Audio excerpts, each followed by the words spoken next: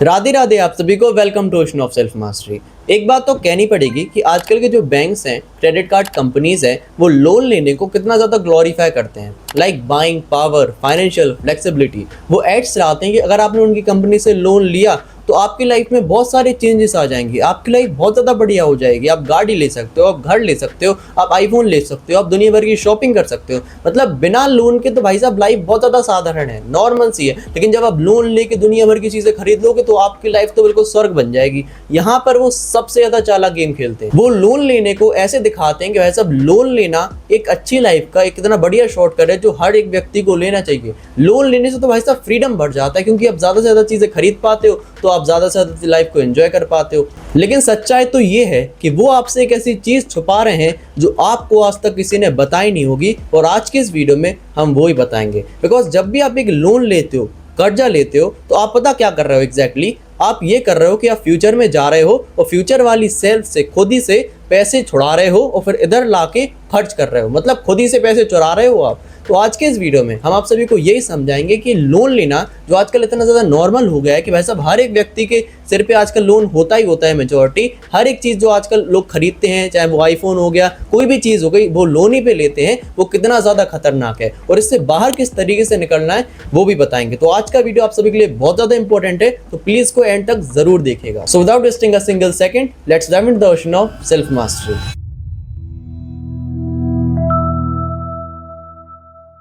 चलिए सबसे पहले अब ये समझते हैं कि भाई साहब लोन लेने में इतनी ज़्यादा प्रॉब्लम है क्यों। ठीक है, आजकल लोग बहुत ज़्यादा लोन लेने को नॉर्मल समझते हैं ना। तो आपको हम 3 चीज़ें बताएंगे, एक एक करके ध्यान से समझिएगा। Reason number 1 is stealing from your future self. Example से समझते हैं। मान के चलो आपकी तनख्वाह 40,000 है, लेकिन आपको क्या है, आईफोन पसंद आ गया, आपको ये आईफोन लेना है, आपको आईफोन 17 चाहिए। अब वो आपको मिल रहा है 70,000 रुपये का। कितने का? 70,000 रुपये का। आपके पास सेविंग्स में 20,000 रुपीज़ हैं। कितने हैं? सिर्फ 20,000, बिकॉज आपने सेव बहुत महीनों से किया नहीं, लेकिन आपको तो आईफोन चाहिए। अब आपने क्या किया कि आपने, सुनना जरा ध्यान से, लोन ले लिया आईफोन के लिए, तो आपके पैसे तो चुक गए। ठीक है, बैंक ने आपको एक अच्छा खासा आईफोन दिला दिया। अब जो आपको ईएमआई देनी पड़ेगी, ईएमआई जानते हैं ना, किस्त, आप सभी ने नाम सुना होगा ईएमआई का। अब वो आपको हर महीने बैंक को देनी पड़ेगी 4 से 5,000 रुपये, क्योंकि आपने 70,000 का लोन लिया ना, तो 4 से 5,000 ईएमआई बनेगी। अब वो आपको हर महीने, सुनना, बैंक को देना पड़ेगा। आप सभी को ये चीज़ बहुत ज़्यादा नॉर्मल लग रही होगी, लेकिन ये नॉर्मल पता क्यों नहीं है? अगले महीने अगर आपने आईफोन नहीं लिया होता तो जो आपकी पूरी की पूरी सैलरी है, जो पूरा का पूरा काम कर रहे हो, वो पूरे के पूरे पैसे कहाँ पर जाएंगे? आपके पास जा रहे थे, फ्यूचर सेल्फ के पास जा रहे थे कि नहीं जा रहे थे? अब कहाँ जाएंगे? 35,000 तो वो आपके पास आएंगे, लेकिन वो 5,000 कहाँ जाएंगे? कहाँ जाएंगे? बैंक के पास, आपके पास नहीं जाएंगे। तो इसका मतलब ये है कि आपने अपनी फ्यूचर सेल्फ से 5,000 रुपये छुड़ा लिए, मतलब चोरी कर लिए। लेकिन अगर ये चोरी आप अच्छे काम के लिए करते तो समझ में आता है, बिकॉज आपने अच्छे काम के लिए खुद ही से उधार लीजिए, क्योंकि आप ही तो मेहनत करोगे। आपने आईफोन लिया, कोई दूसरा तो मेहनत करेगा नहीं, आप किसी दूसरे से तो मेहनत करवाओगे नहीं, खुद ही को करना है ना। तो इसमें कोई प्रॉब्लम नहीं है। अगर आप अच्छे काम के लिए ये चीज़ कर रहे हैं, जैसे आपको आईफोन की ज़रूरत है, आप कंटेंट क्रिएट करना चाहते हो, तो समझ में आ रहा। लेकिन अगर आप किसी को दिखाने के लिए, वैलिडेशन के लिए आईफोन ले रहे हो, तो यहाँ पर आप बहुत बड़ी गलती कर रहे हो, बिकॉज आप ही खुद से ही मेहनत करवा रहे हो, खुद ही का टाइम, एनर्जी खर्च करवा रहे हो। बिकॉज आपको बस एक महीने का शो ऑफ करना, तो लोगों को दिखाना, देखो यार 3 कैमरे वाला आईफोन, देखो यार हमारे पास आईफोन ये है वो है, दुनिया भर की बातें। यहाँ पर आपने अपनी फ्यूचर सेल्फ से मनी तो छुड़ाया ही छुड़ाया, साथ में टाइम और एनर्जी, क्योंकि अब जब जाओगे जॉब पे तो काम तो करना पड़ेगा। अब आपको 5,000 रुपये तनख्वाह कम मिलेगी, तो जब भी कोई चीज़ खरीदें तो ये देखेंगे भाई साहब हम जो चीज़ खरीद रहे हैं उससे ऐसा तो नहीं हो रहा कि हम अपनी फ्यूचर वाले आने वाली सेल्फ से कुछ पैसे फालतू को उधार ले रहे हैं, फालतू की मुझसे चोरी करवा रहे हैं। सो जब भी कोई चीज़ खरीदे ना, तो जरा दिमाग में एक बात बिठा रखिएगा कि भाई साहब अभी तो ये चीज़ खरीदने में बड़ी मजा आ रहा हमें, लेकिन आगे जाके पैसे इसके हमें चुकाने भी हैं। Reason number 2 is the math of the trap, interest avalanche. देखो, अगर सिर्फ पैसों की बात होती कि मतलब आपको मान के चलो किसी चीज़ की ज़रूरत है, आईफोन की ज़रूरत है, समझ में आता कि आपको उस टाइम आपके पास पैसे नहीं थे, बैंक से आपने लोन ले लिया, अब बाद में आप जाके चुका दोगे, क्योंकि आपको आईफोन भी तो मिल गया, ज़रूरत भी तो आपकी पूरी हो गई, आपको कोई भी चीज़ मिल गई। ठीक है, लेकिन यहाँ पर एक और चीज़ है, वो है इंटरेस्ट, ब्याज। जो बैंक्स हैं, क्रेडिट कार्ड्स हैं, वो चैरिटी खोल के नहीं बैठे कि आपको जब जरूरत पड़ जाए तो वो आपको पैसे दे देंगे, बाद में जब तुम्हारे पास पैसे हो जाए तो हमें लौटा देना। ना जी ना, वो चैरिटी नहीं खोले बैठे हैं, वो आपसे इंटरेस्ट चार्ज करते हैं। मतलब मान के चलो, आप सभी ने क्रेडिट कार्ड के बारे में तो सुना होगा, सुना है कि नहीं सुना? बिल्कुल सुना होगा। अगर आप क्रेडिट कार्ड से कोई भी चीज़ खरीदते हैं तो जो क्रेडिट कार्ड है उसकी जो इंटरेस्ट रेट है वो बहुत ज़्यादा होता है, 30 to 40%। अगर आपने 5,000 रुपये तक की चीज़ खरीदी ना तो उसका ऑलमोस्ट कितना होगा? ऑलमोस्ट 2,500 रुपये, ऑलमोस्ट 2,500 नहीं तो कम से कम 2,000 रुपये इंटरेस्ट बनेगा। तो अगर आप अपने क्रेडिट कार्ड के लोन को हर महीने के आखिर में बैंक को चुका देते हो तो बात बन जाती है। लेकिन आगे जाके अगर आप लोन को नहीं चुकाते, मतलब जो आपने क्रेडिट कार्ड यूज़ किया उसको पे ऑफ नहीं करते, तो क्या होगा?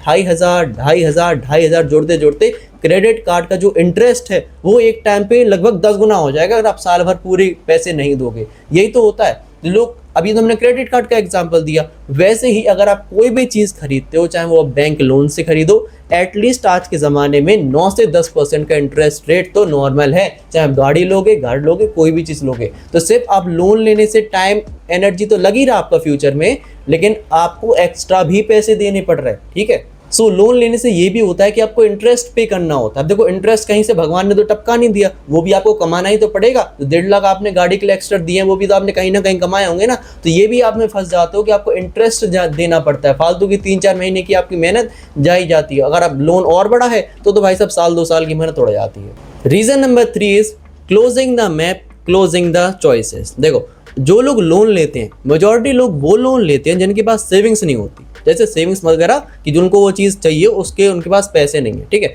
अगर वो बाई चांस लोन ले लेते हैं और उसको पे नहीं करते हैं, मतलब एक तरीके से अगर हद से ज़्यादा ईएमआई बड़ी बन गई तो भाई साहब वो ट्रैप में फंस गए। बाई चांस अगर वो ईएमआई दे भी नहीं पा रहे तो वो इतना ज़्यादा फंसते हैं क्योंकि वो लोन वाले तो उन्हें परेशान करेंगे। अगर पर्सनल लाइफ में कुछ भी अनसेंट हो गया, कोई भी इमरजेंसी आ गई, या फिर आपका काम में मन नहीं लग रहा, अगर आपको काम चेंज करना है या फिर आपको कोई चीज़ सीखनी है, दुनिया भर में लाइफ में बहुत कुछ चीज़ें होती हैं सीखने के लिए, अगर आप में से कुछ भी नहीं कर पाओगे, क्यों? क्योंकि आपने ज़िंदगी में सेव कुछ नहीं किया, इमरजेंसी फंड नहीं बनाया कि भाई साहब जब हमें इस चीज़ की ज़रूरत पड़ेगी इन पैसों की तब हम इस्तेमाल करें। आपने क्या किया? आपने ईएमआई बनवा ली। किस चीज़ के लिए? हम ये नहीं कह रहे कि काम की चीज़ों के लिए ईएमआई मत बनवाओ, बहुत अच्छी चीज़ होती है ईएमआई। जैसे अगर हमें आईफोन चाहिए काम के लिए तो पक्का हम ऐसे ईएमआई बनवाएंगे, लेकिन कभी हम शौकिंग के लिए आईफोन के लिए ईएमआई नहीं बनवाएंगे।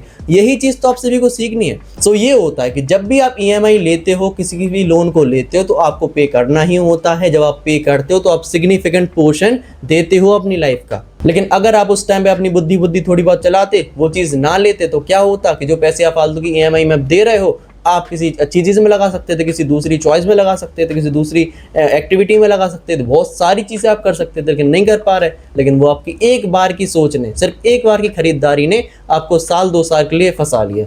The subtle of the micro depth. देखो, आज के ज़माने में अभी एक और चीज़ ने नया जन्म लिया है, माइक्रो डेप्थ। आप सभी ने कभी ना कभी एक कॉल ऐसा अटेंड किया होगा कि भाई साहब कहते हैं, भाई साहब देखो हमारी कंपनी आपको 1 लाख रुपए का लोन दे रही है, भाई साहब अभी ले लो, कोई आपको ज़्यादा झंझट नहीं है, अभी हाल आपको इंस्टेंट लोन मिल जाएगा, इंस्टेंट ये मिल जाएगा, इंस्टेंट वो मिल जाएगा। आप सभी ने देखा होगा, शॉपिंग वेबसाइट होती है ना, ऐसा लिखा होता है उसके बाय नाउ पे लेटर। ठीक है, मतलब पैसे चीज़ तुम अभी खरीद लो, पैसे तुम बाद में दे देना। ऐसे करते करते ऐसी बहुत सारी चीज़ें कर लेते हैं। आजकल तो भाई साहब कंपनीज है ना, वो आपके पीछे पड़ी रहती है कि भाई साहब तुम हमसे 1-2 लाख रुपए का लोन ले लो।